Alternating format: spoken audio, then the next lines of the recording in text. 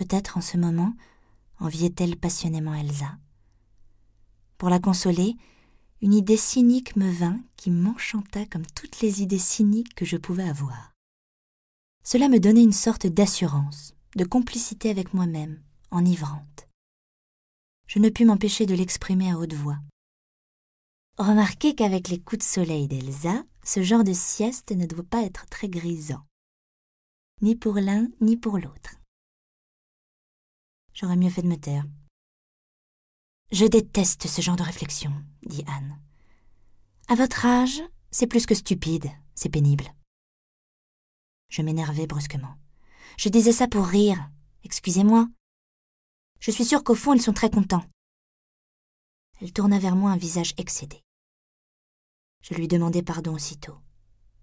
Elle referma les yeux et commença à parler d'une voix basse, patiente. Vous vous faites de l'amour une idée un peu simpliste.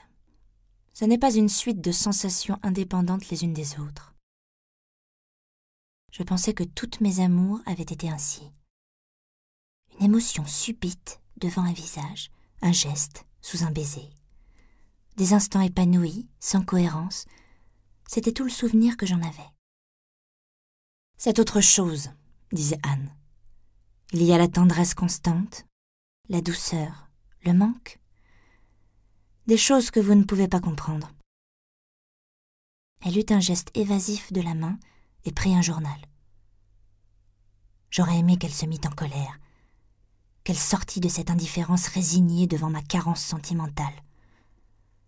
Je pensais qu'elle avait raison, que je vivais comme un animal au gré des autres, que j'étais pauvre et faible.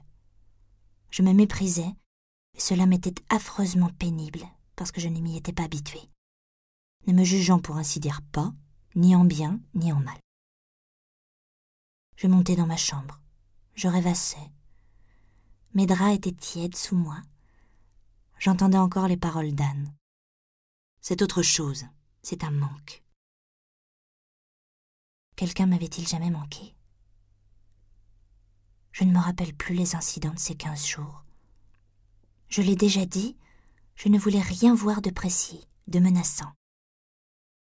De la suite de ces vacances, bien sûr, je me rappelle très exactement, puisque j'y apportais toute mon attention, toutes mes possibilités.